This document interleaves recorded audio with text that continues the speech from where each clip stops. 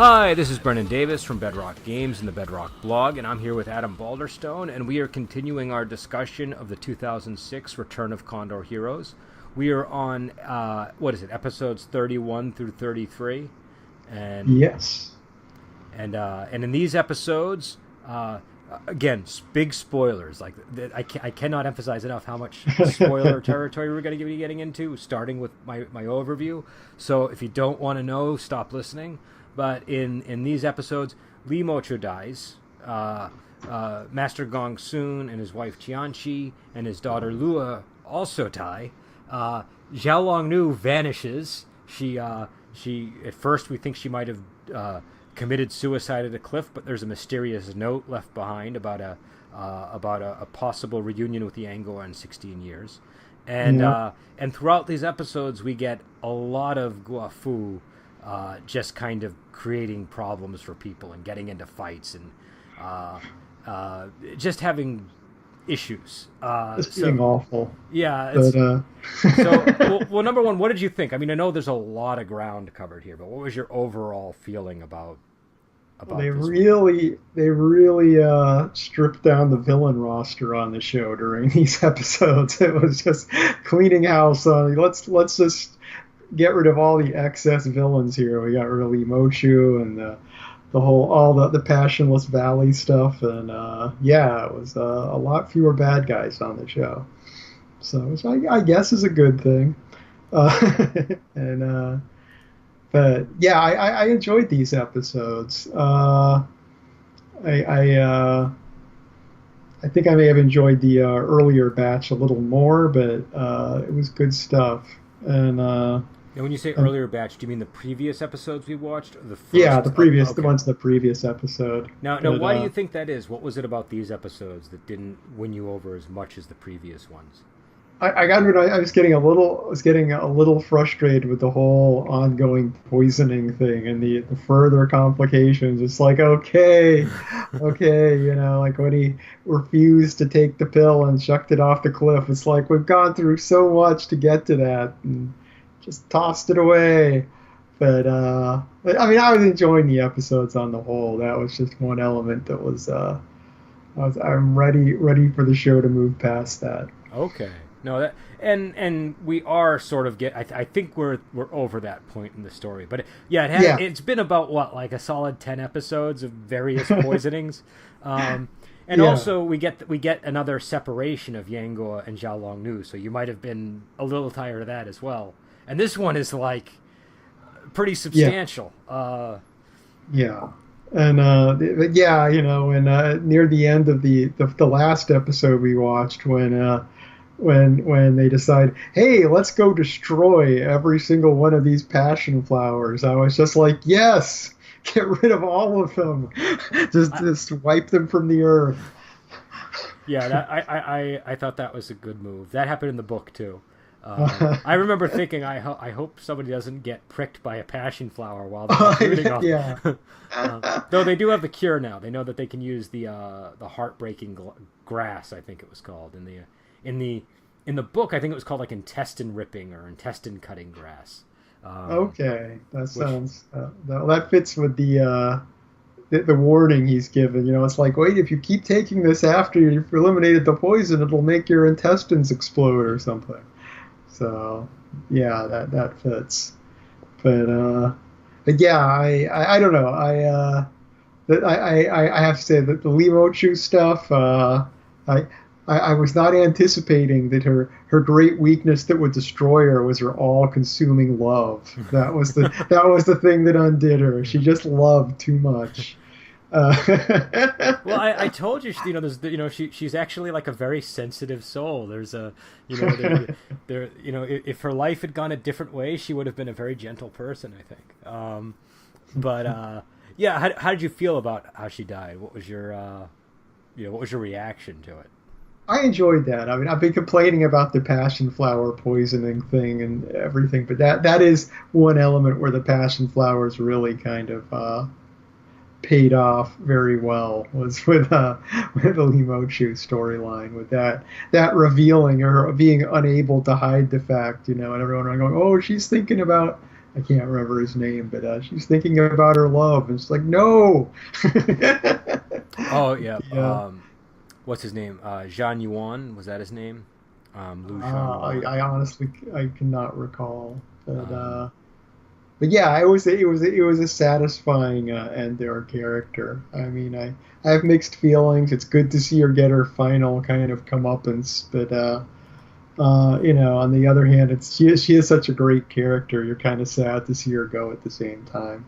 yeah, it was a very dramatic scene. She runs into the fire, and it Yeah. is. I mean, this was a really operatic portion of the show. I think the whole show is very operatic, but here you really see it. And I noticed there's like a melody that they keep playing, and they play it when she's doing the when she's thinking about Zhang Yuan, and everybody is commenting on how she's still in love with him and all this stuff. And I realized when they because they were showing the words, those are the words to her song in the book. That's her "What Oh. Is Love" song. It's got another name, but in the books, I at least one of the translations, and it appears a number of times, so I might have it off, but it's something along the lines of "O mortals, what is love that binds life on earth? To all corners as pair we fly, braving summer and winter by and by," and then it goes on and on. But it's like a little poem that she's singing, and whenever she arrives to kill somebody, she's actually singing it in the book. And I thought it was a real like I realized like that melody that they have singing in the background that really fits with what it would have probably sounded like in the book. So I think they did a good job, and I had never noticed that detail before with this show. Um, but yeah, it was I was always I was always hoping for a better ending for Lee Mocho, like she was gonna, Yeah. like because there's almost this window where Yi Dang is there, and because throughout the episodes he's trying to help Chien redeem himself, or at least not become a total homicidal maniac again, and and you almost think maybe he could extend that to Lee Mocho. Like maybe this is there's a perfect opportunity for him to step in and say no more killing. Do you know what I mean? Like I will tutor her as well, and it just I don't think she would have been a good student. I think she's even more far gone than Qian Ren. I think she was just like you said, she was just so consumed by her love for this guy that that was the only possible way she could die. Yeah, I mean that's the thing. It's like on the one hand, part of me would like to see her be redeemed, but on the other hand, it's always tricky ground when with redeemed villains, whether they remain interesting characters or whether you feel like they kind of, uh, you know, t- this kind of ruined the character in the process. So I'm okay with her remaining who she was and ultimately having her tragic death there. Yeah, I really like the way that Chien's arc is playing out in this story. I thought, like, what did you think of the Mm. scene where they're in the court with Chianchi, and he starts freaking out, and he takes the baby. He takes Guozhang, and Huang Rong reacts by laughing. She starts laughing and Yeah, pretending like, and she pretends to be the divine mathematician, so that she can, who's the mother of the child that he killed, and that's what sort of brings him back to to where Reverie Dang wants him.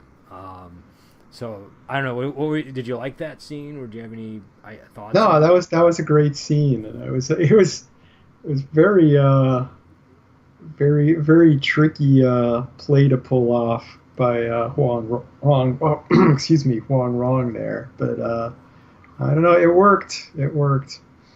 Yeah, it's fun watching her schemes play out in different ways across the story. Like she has the scheme there, and it succeeds. It could have gone catastrophically wrong, but she ends up Mm. saving the baby. But then later, when Yengo and Jialong Nu, after everything's been, and we'll get into all the stuff with Master Gong soon and all that because that's important too. But after that, he and Jialong Nu are sort of content to just go and be together until they both die. And Huang Rong wants Yangor to take the heartbreaking grass, and so she talks privately with Zhao Long Nu and just says, "Hey, can you do something to persuade him?" And Zhao Long Nu ends up leaving the next day, and he finds her flower by the cliff, and then there's a note carved in the cliffside, and it says, like, I'll meet my husband again in 16 years. And before she had left the night before, she said, "You remember when you were my student and you always listened to me? You're going to continue to do that, right?" And he's like, "Oh yes, absolutely. I'll always listen to my wife." And Huang Rong, when Yanguo finds this note, says, "Oh, this is great news. Yeah. She met the divine nun from the southern seas who comes here every 16 years. My father met her 32 years ago. She's this Buddhist saint, and she obviously has met Xiaolong Nu, and she's a little bit inconsiderate because she's taken her away and she won't be coming back to the mainland for another 16 years. But you can be with her again." And I mean, it's I mean, I don't know, what was your, before I talk about the Huang Rong element, what was your reaction to that explanation when you saw it? Well, yeah, it's kind of funny because we have, as you just mentioned, the scene with her and the baby and Chien, and her kind of playing him. It's like having just had a scene of her kind of doing a manipulative act to fool someone. I'm like, so is this real? Is this Huang Rong doing another trick here, or is she really? It's a very, very plausible that it's a trick on her part. But if it was a trick, one element I liked in it was that she never brings up the fact that if Zhao Long Nu goes off with this nun, that she can be healed, her poison through the training. That's something she just leaves on the table for Yang Guao to pick up himself, which is a great, anytime you're trying to deceive someone, letting them take that final step to reach the false conclusion you want is just grand scamming there. So Well, I was with Huang Rong, that's the good thing about her. Her schemes really are well thought out in the stories, and so when and in this case, you're sort of left to wonder as a reader or reviewer: is this a Huang Rong scam or is this a legit thing? Because in this universe, it could be either.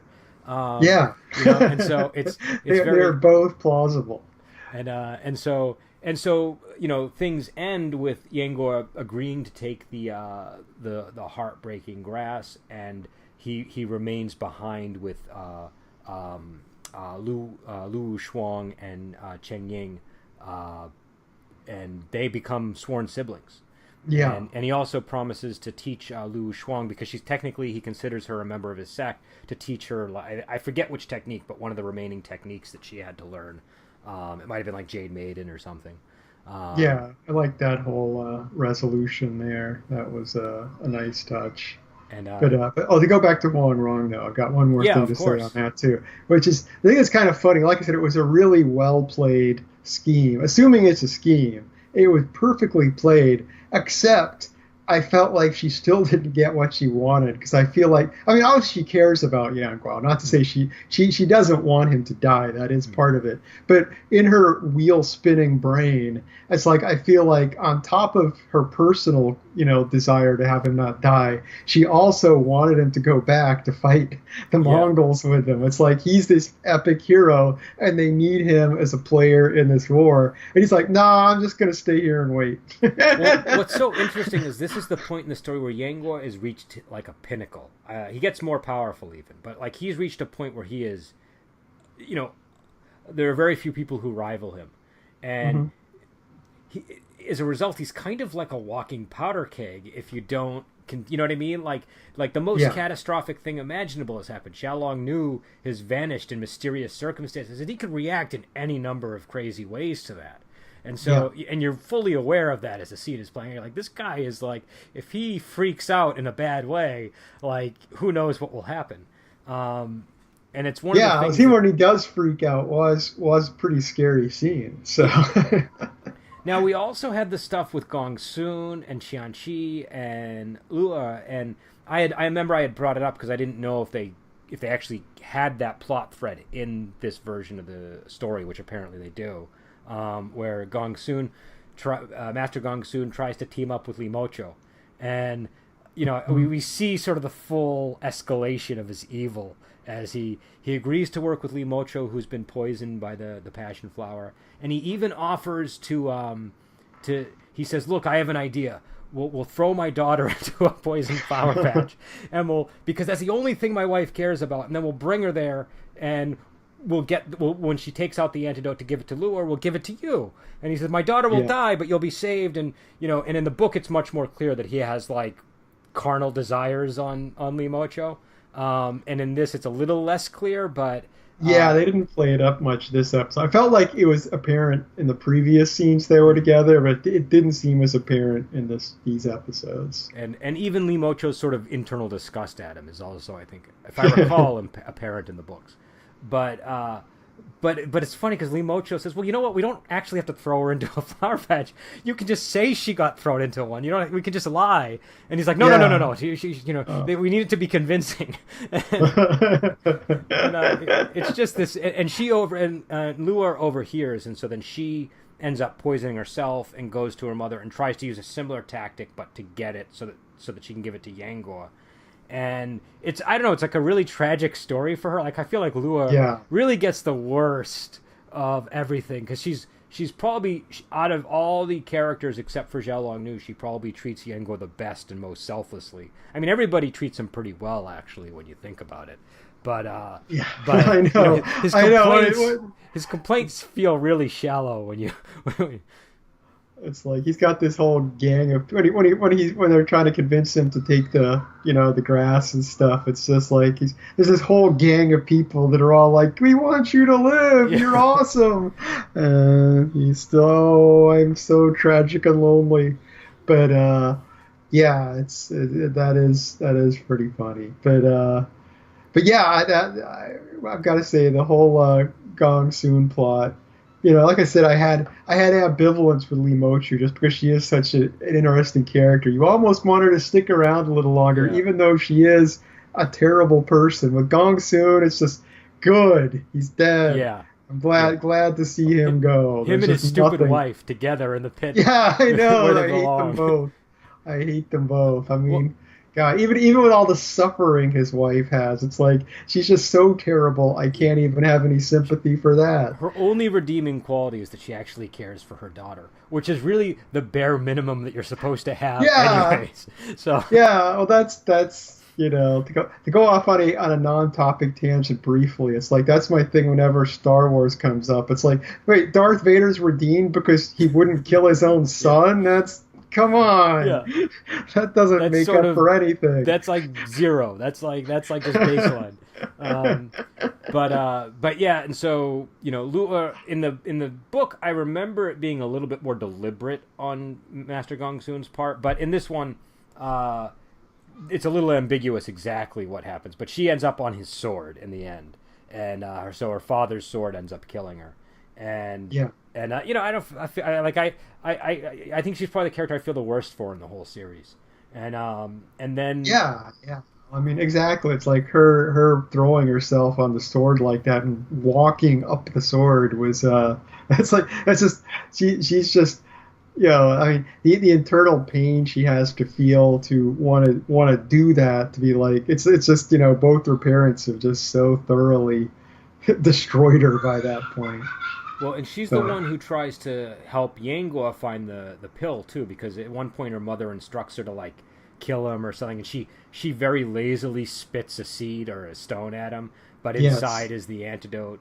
And so, I don't know, she's just, like, a very likable character.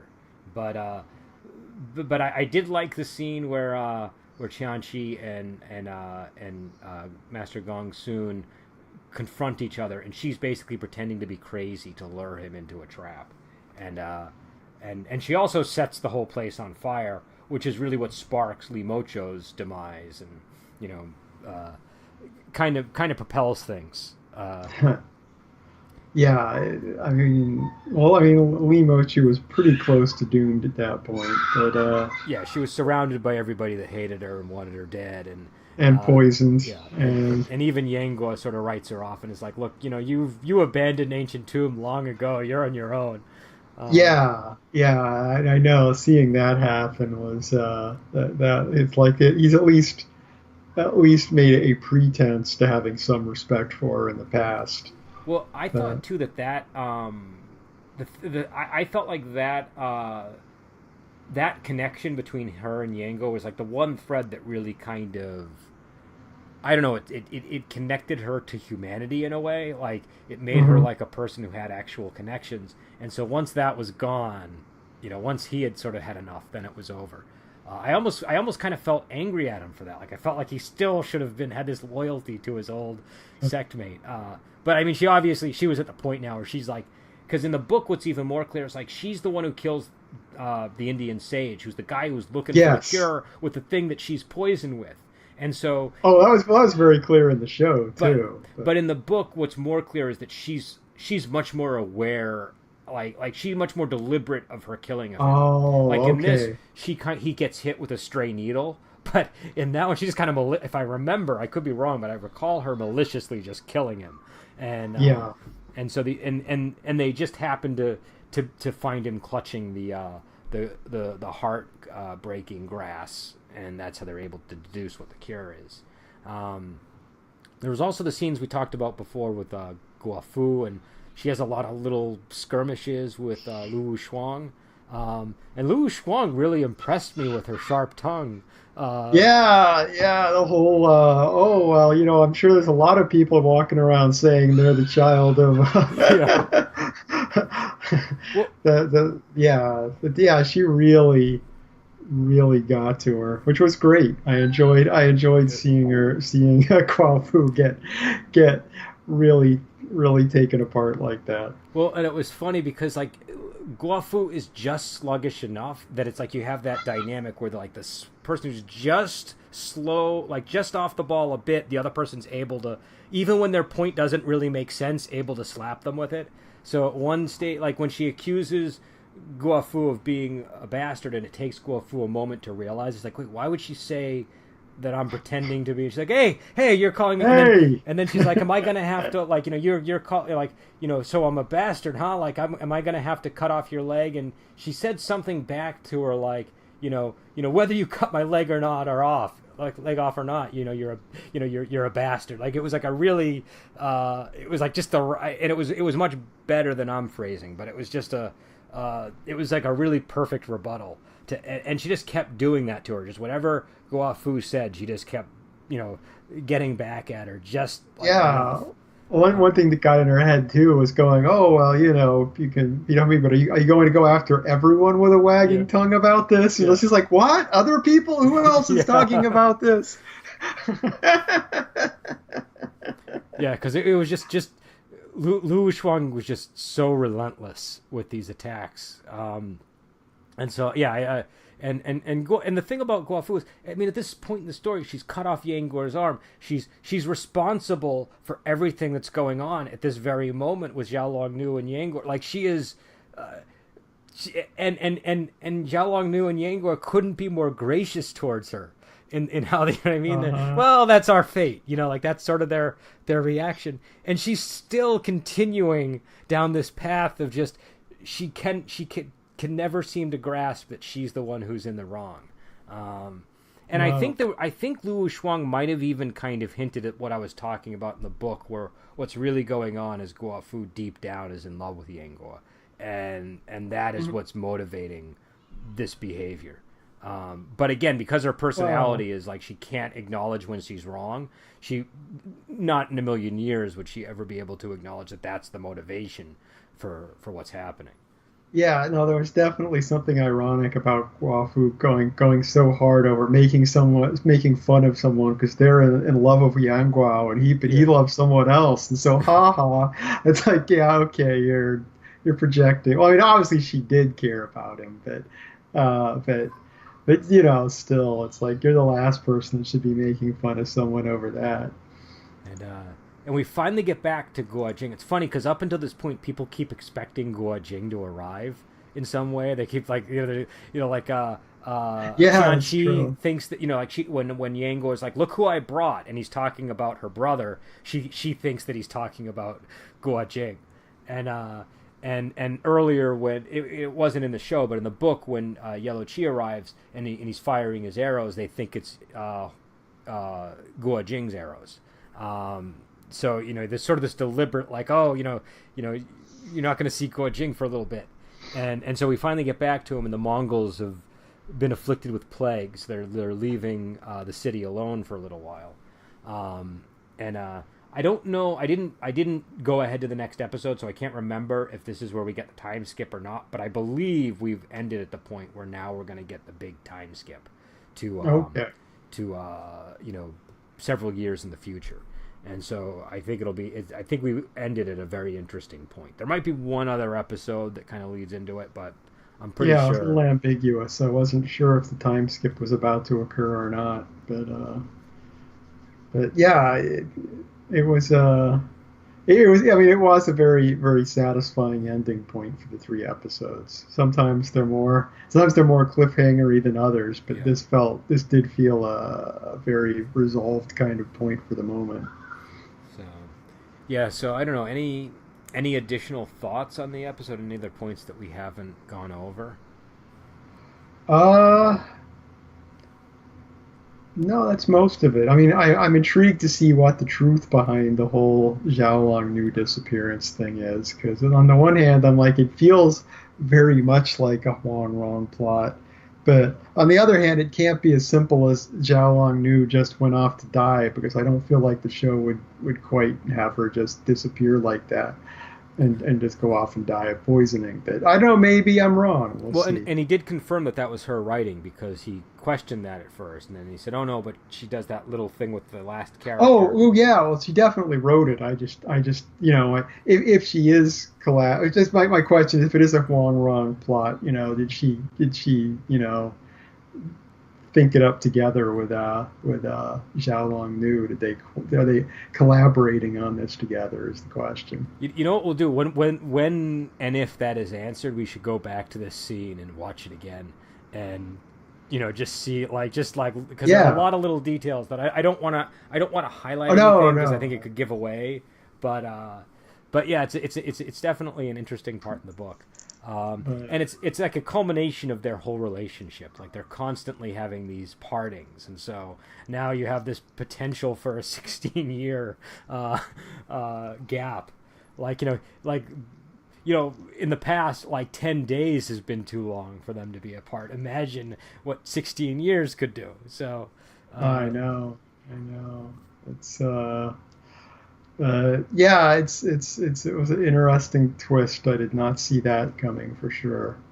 And yeah, so anyways, we will be back, I guess, next week with, I don't know, we'll probably end up doing like the last episodes all together, probably, because we got like 7. So I don't know. We'll talk about it after the podcast, but we'll be back with some more Return of Condor Heroes, and I think this coming Friday, we're going to be doing The Blade, which is a mid-90s remake of The One-Armed Swordsman.